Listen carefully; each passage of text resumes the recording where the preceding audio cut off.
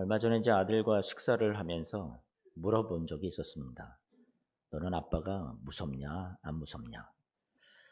대답이 뭐였을까요? 여러분 저를 물러보시는 겁니까?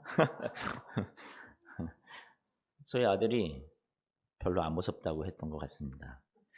약간 자존심이 상했는데 제가 어릴 때 그 얘기를 또 하더라고요. 자기가 혼난 적이 있었대요. 그런데 제가 우리 아들을 매를 댄 적이 있었습니다.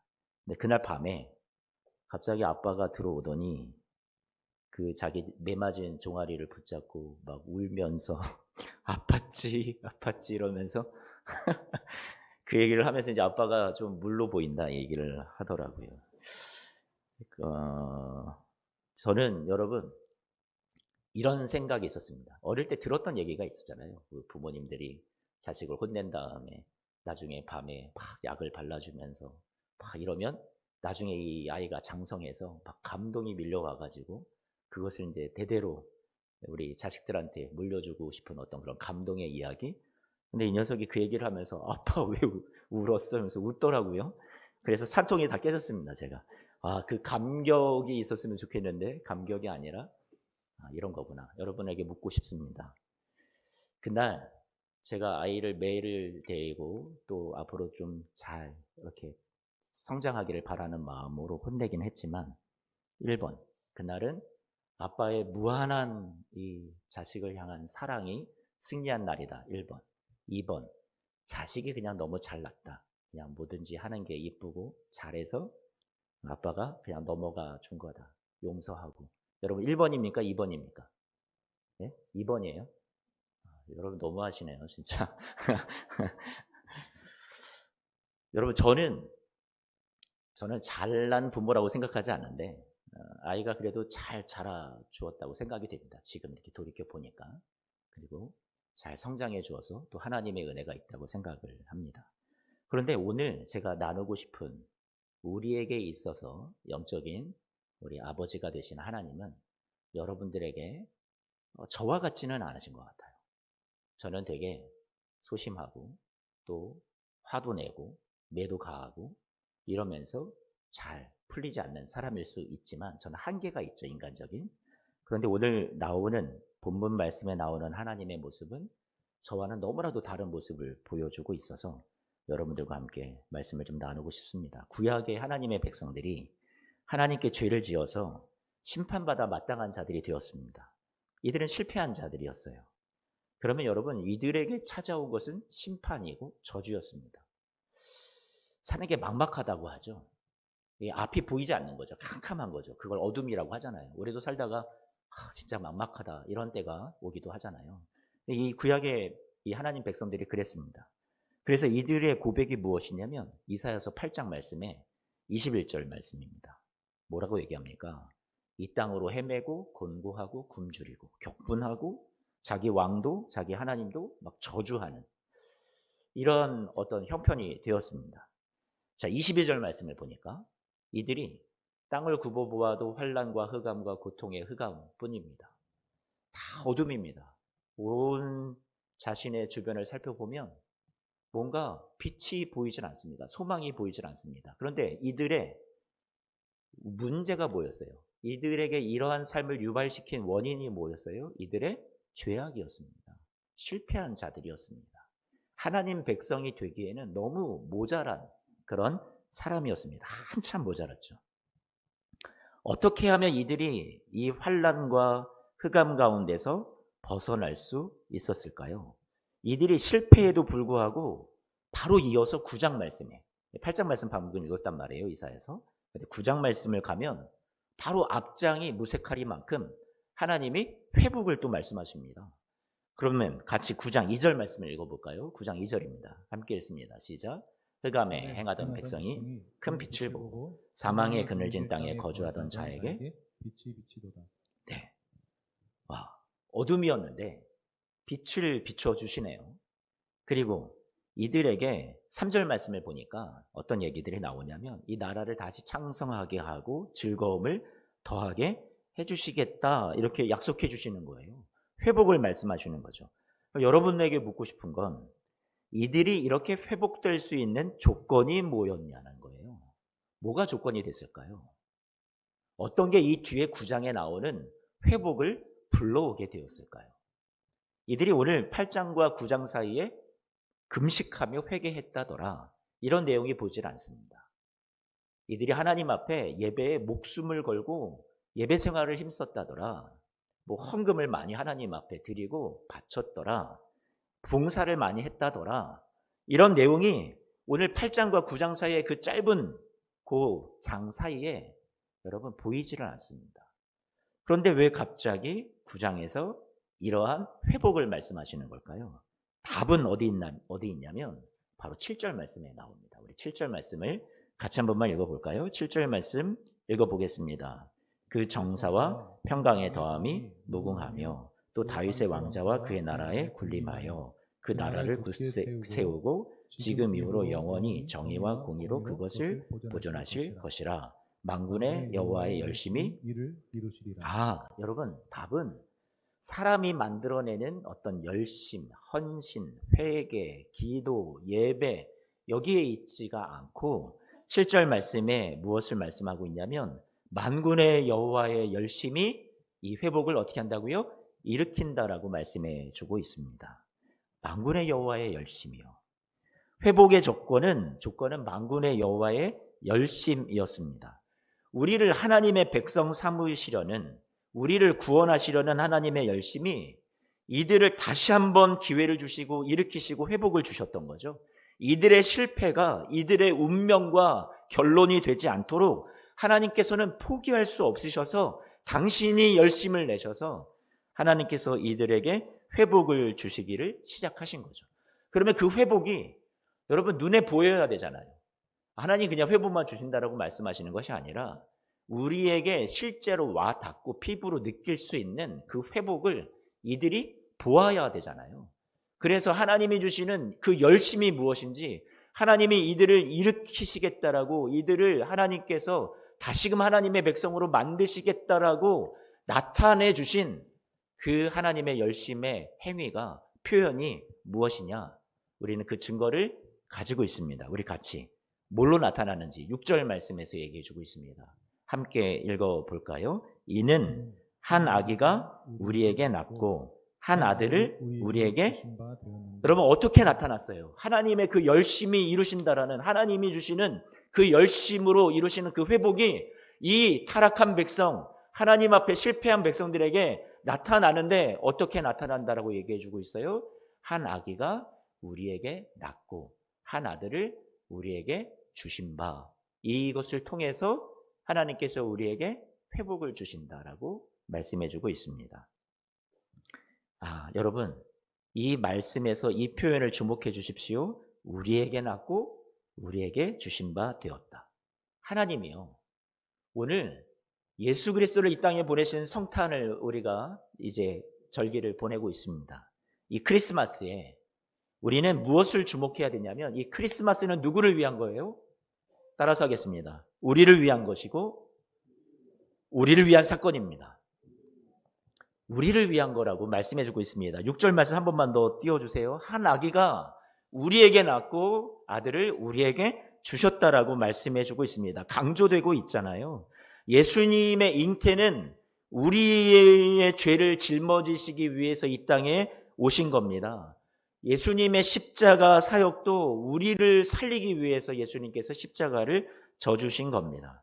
여러분을 위해서 예수님이 오셨다라는 거죠. 그게 성탄입니다. 우리가 사도신경을 고백할 때요, 그 고백 속에는 우리와 연결시키는 고백의 링크가, 고리가 연결되어 있습니다. 전능하사 천지를 만드신 하나님 아버지를 그 다음 여러분 뭐라고 고백해요? 내가 믿사오며. 그 외아들 우리 주 예수 그리스도를 여러분들이 또 뭐라고 고백해요? 믿사오니. 이렇게 고백을 하죠.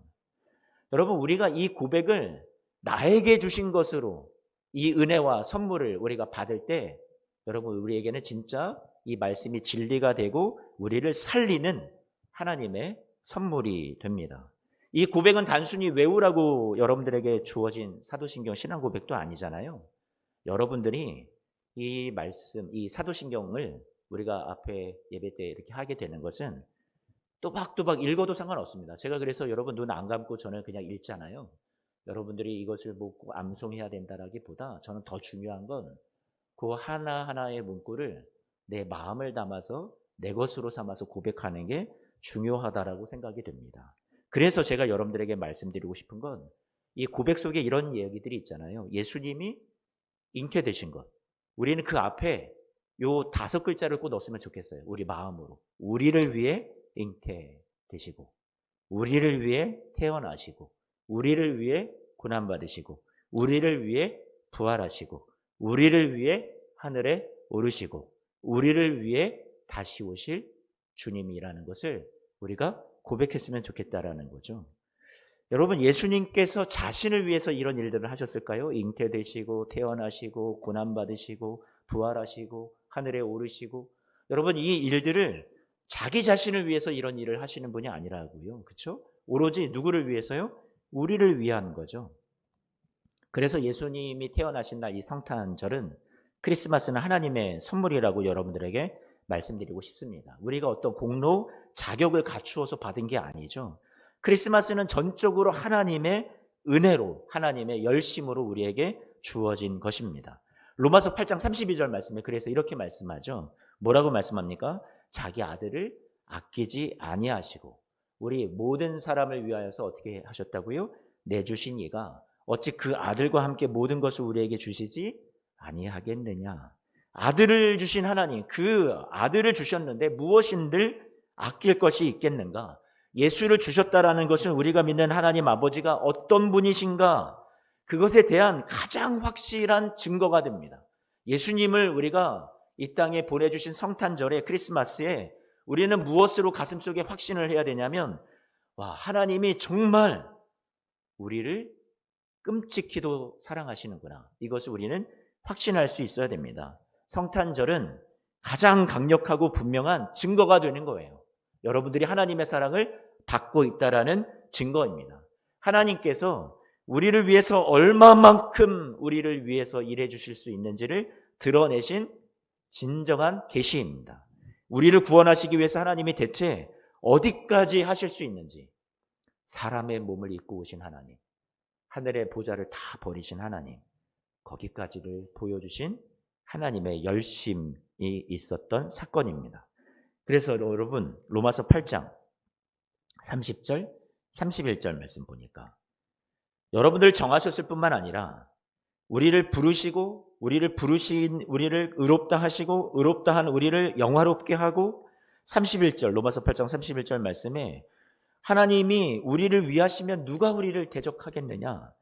하나님이 우리를 위하시는 그 위하심이 얼마나 크고 센지요. 여러분, 누가 대적할 수 있겠냐라는 거죠.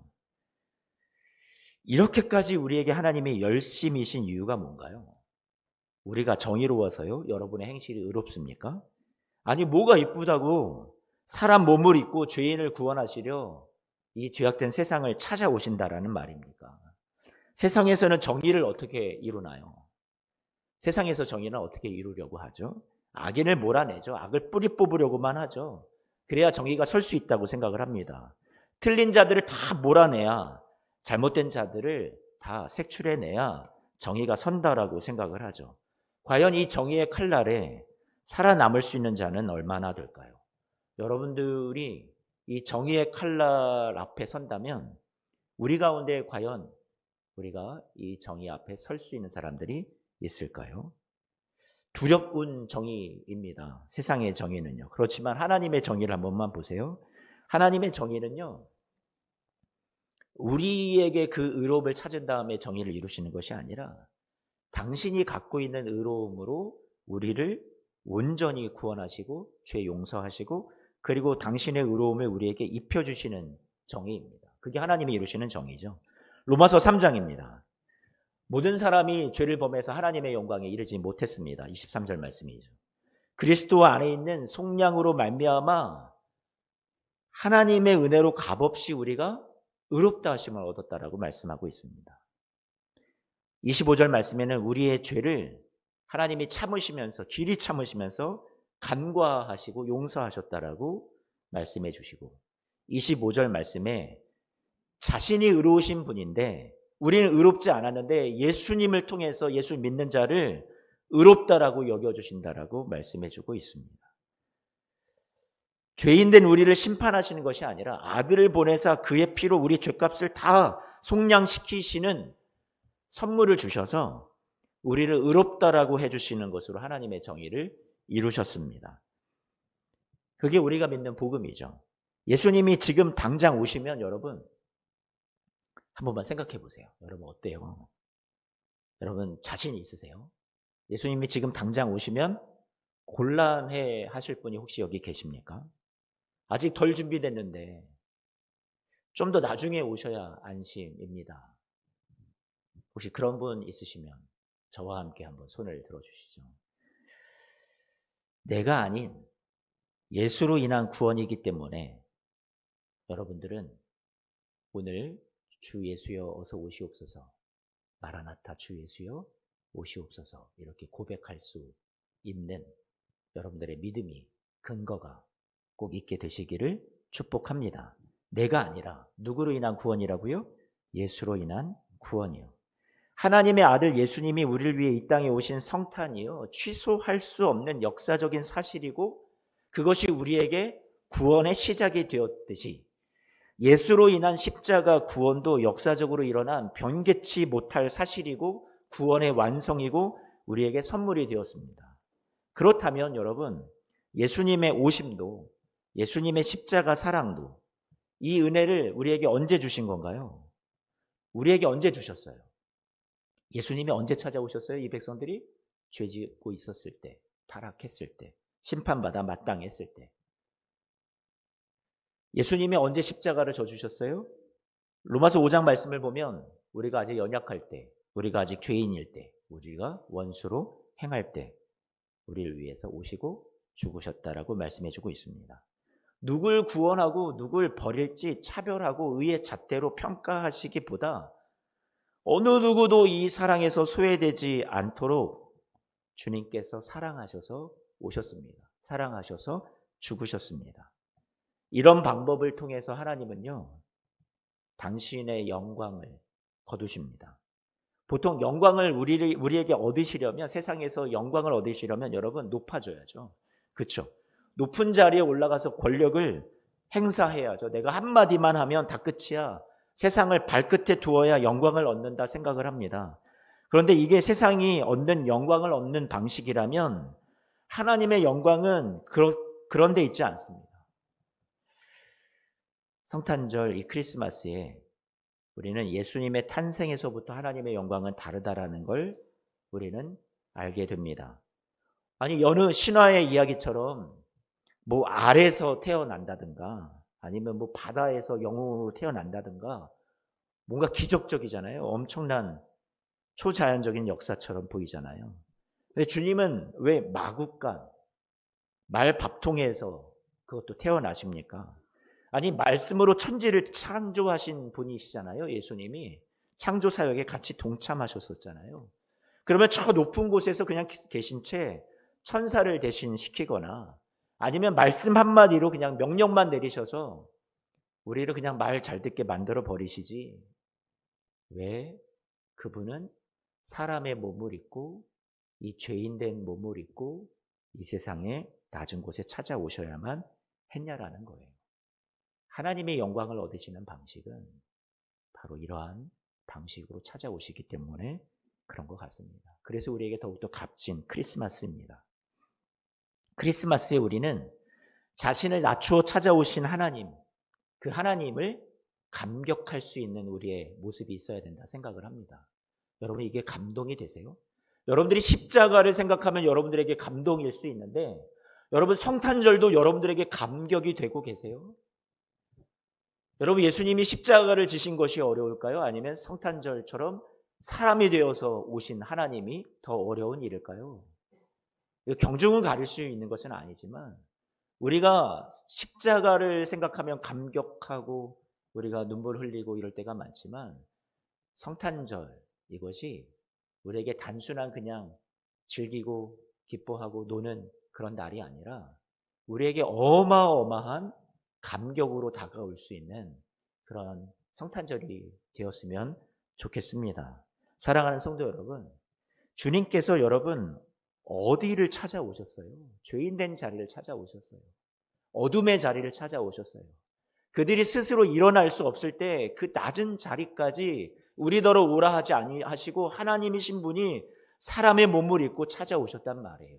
그렇다면 그 주님은 지금 저와 여러분들의 그 삶의 자리에 어떤 어려운 형편에 있든지, 어떤 실패의 자리에 있든지, 어떤 여러분들이 낮아진 자리에 있든지 주님께서 거기에 여러분들을 찾아가 주시지 못하실 우리 주님이신가요? 아니요. 그 주님은 여러분의 어떤 그 낮아진 자리, 그 고난의 자리, 실패의 자리, 그 약함의 자리, 거기를 어떻게 하시는 분이세요? 찾아가 주시는 분이세요.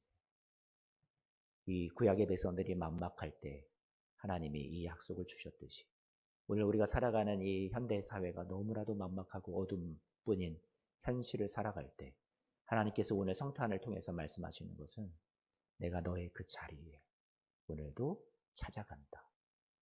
주님께서 우리에게 말씀해 주시는 하나님, 그 음성을 우리는 오늘 성탄절에 들을 수 있습니다.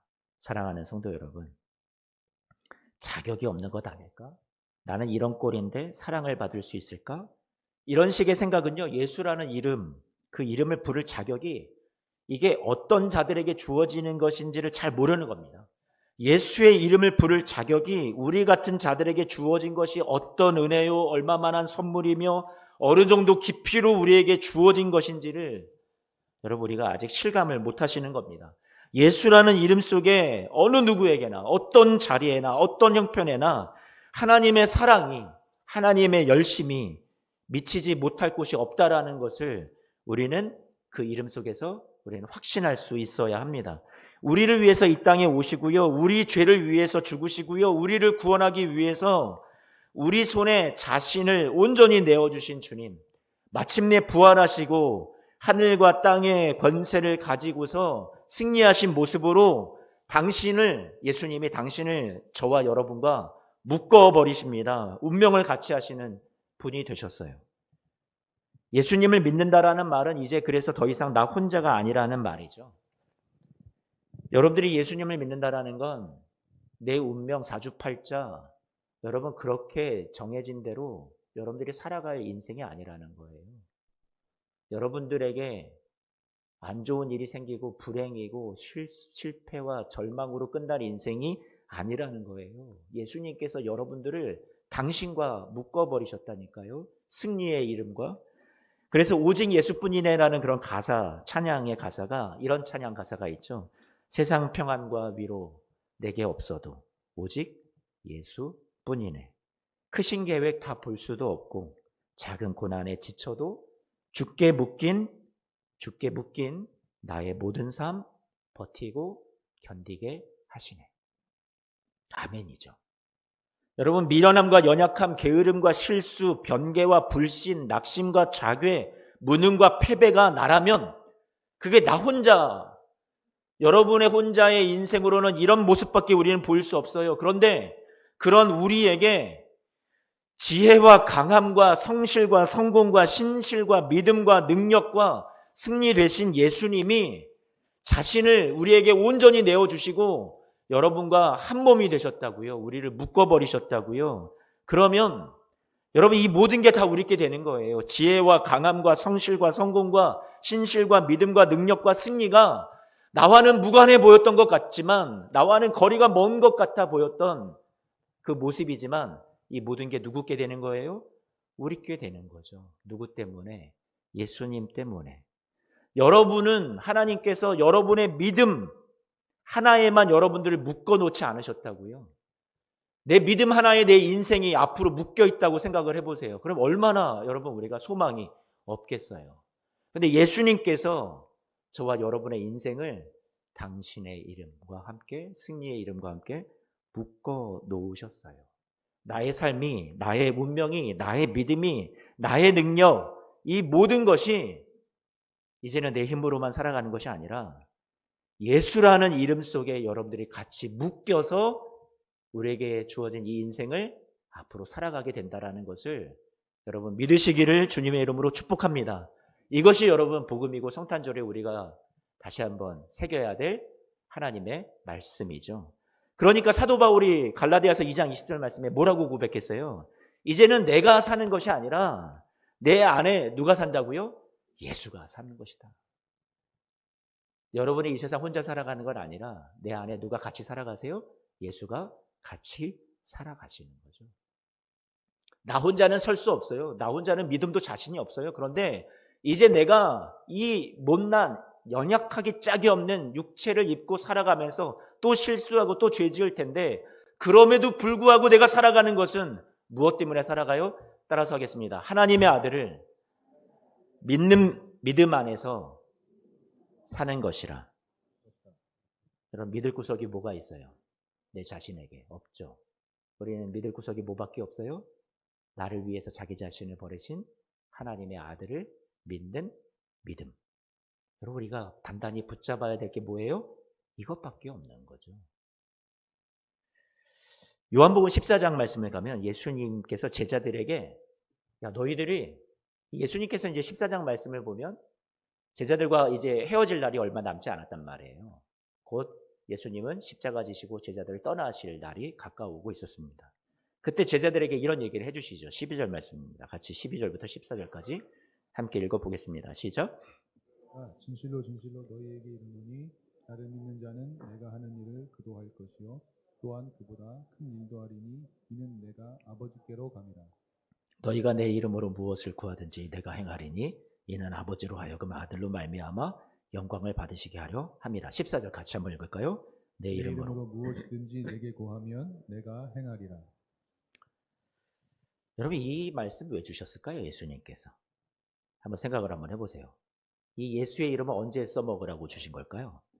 뭐든지 예수의 이름을 끝에 넣어서 기도하기만 하면 예수님이 요술램프처럼 지니처럼 뿅 나타나서 내가 너 지금 기도한 거 다 이루어줄게 하는 만능 소원 성취용으로 예수님께서 이 이름을 우리에게 주신 건가요? 아니잖아요. 여러분들이 삶을 사시면서 다 아시잖아요. 예수님의 이름으로 우리가 기도를 수없이 많이 하고 있지만 여러분들이 소원한 대로 다 이루어집니까? 그게 아니잖아요. 그럼 왜 이 말씀을 주셨을까요? 이 말씀은 소원 성취로 주신 게 아닙니다. 여러분 이들이 예수님을 떠나보내야 되는 이제 혼자 세상에 홀로 꿋꿋하게 살아가야 되는 그런데 연약한 자들이잖아요. 이들이 홀로 설 수 있는 용기가 나지 않는 자들이잖아요. 그러니까 예수님께서 이 말씀을 격려하시고자 용기 주시고자 주셨던 말씀이죠. 이들은 아무도 도울 수 없는 자리, 그런 형편의 시간들을 지나갈 겁니다. 도저히 내가 고개를 들 수 없을 때가 있을 겁니다. 내가 아무리 생각해도 자격도 없고 능력도 안 되고 무언가를 할 수 있는 용기조차 내 안에서 나지 않을 때 그때 예수님이 이거 써먹으라고 주신 겁니다. 누구의 이름으로? 예수의 이름으로 일어나라고. 염치가 없죠. 내가 무슨 하나님 아버지께 기도해. 실수했는데 베드로도 이후에 죄를 또 짓고 예수님을 부인했는데 자기의 능력을 보고 자기의 자격을 보면 기도할 수 없죠. 아버지 앞에 나갈 수 없죠. 그런데 예수님께서 왜 예수의 이름을 주신 겁니까? 내 이름으로 일어나라고, 당당하라고, 고개를 들라고. 그 예수의 이름이 이제 너의 얼굴이 되는 거고 내 이름이 너의 자격이 되는 거고 내 능력이 너의 능력이 되는 거고 내 용기가 너의 용기가 되는 거고 내 승리가 너의 승리가 되어주는 거야. 예수님께서 그 이름을 주신 거예요. 그러니 그 이름을 힘입고 아버지 앞에 당당하게 담대하게 나아가라고. 너는 충분히 예수 안에서 이 이름 안에서 그걸 누릴 수 있는 자라고 그만큼 존귀한 자라고 알려주신 겁니다. 그게 뭐예요? 예수의 이름을 우리에게 주신 거죠. 그러니 여러분 우리가 예수의 이름을 가진 자로서 여러분 우리는 더 이상 나에게서 자격과 조건을 찾지 않습니다. 예수님이 우리의 자격이 되십니다. 예수님이 우리에게 승리의 조건이 되어 주십니다. 그러니 우리는 아버지 앞에 우리는 은혜를 받을 수 있고요. 오늘도 부끄럽지만 아버지 앞에 나와서 이렇게 예배할 수 있게 되었습니다. 사랑하는 성도 여러분, 죄인을 의인으로 만드신 십자가의 능력이 예수 안에서 우리에게 주어졌습니다. 죽음에서 부활을 만드신 하나님의 승리가 예수 안에서 우리 것이 되었습니다. 우리가 가진 예수의 이름은 우리가 죄인이었을 때, 도저히 우리 능력으로 자신을 살릴 수 없었을 때 우리를 위하여 찾아오사 우리를 살리신 하나님의 능력의 이름이며, 죄인된 우리를 의롭게 만드신 하나님의 정이며, 사랑받지 못할 자를 생명 바쳐 사랑하신 하나님의 사랑이며, 하나님이 우리를 포기할 수 없다 하신 강력한 하나님의 의지며 하나님의 고집입니다. 그러므로 여러분, 우리의 소망은 하나님을 위하여 우리가 행하는 일에 있지 않습니다. 다시요. 우리의 소망은 하나님을 위하여 우리가 행하는 일에 있지 않습니다. 하나님이 우리를 위해 행하신 일이 우리의 소망입니다. 우리의 믿음의 근거는 내가 하나님을 위하여 무엇을 행하였는가에 심으면 우리는 흔들릴 수밖에 없습니다. 또 넘어지겠죠. 불안합니다. 하지만 우리의 믿음의 근거를 하나님이 우리를 위해서 무엇을 행하셨는가, 그 예수를 보내신 이 크리스마스에 예수의 이름을 단단히 붙잡고 거기에 우리의 근거를 둔다면 여러분들은 오늘 이후로도 설 수 있을 줄로 믿습니다. 나를 구원하신 하나님의 열심이 이 정도구나. 우리를 구원하시려고 이 모습으로까지 찾아오셨구나. 나 같은 자를 하나님의 자녀로 삼아 온전한 하나님의 사람으로 만들어 가시려는 하나님의 열심이 성탄을 통해서 드러났으니, 사랑하는 성도 여러분, 마음을 든든히 하고요, 우리가 가진 예수, 그 성탄의 선물, 이 이름을 가지고서요, 여러분들이 하나님의 약속과 능력과 위로 안에 다시 한번 용기를 내어주시기를, 2024년 내 열심이 근거였다면 여러분들이 이 자리에 설 수 없습니다. 하지만 우리의 지나온 날들을 생각하면 우리는 실수하고 실패해 온 것들만 생각날 겁니다. 그렇죠? 하지만 그런 우리에게 하나님께서 우리에게 열심을 찾으시는 것이 아니라 저와 여러분 안에 갖고 있는 예수를 찾으신다면 오늘 그 하나님께서 이루어 가시는 여러분의 삶이 결코 실패로 끝나지 않고요, 절망으로 끝나지 않고요, 그것이 여러분의 운명되게 하지 않으시고 우리를 다시 회복시켜 주시면서 오늘 주님께서 주시는 말씀 위에 든든히 여러분들을 세우사 세상을 이기고 여러분들의 못남과 절망과 의심을 이기고 여러분의 인생을 든든히 주님 앞에 승리자로 세우시는 하나님의 일하심이 오늘 사랑하는 모든 성도님들의 삶에 지금 이후로부터 날마다 있게 되시기를 주님의 이름으로 축복하고 소망합니다. 그런 우리 교회, 여러분의 가정, 여러분의 인생 되시기를 다시 한번 축복합니다. 아멘.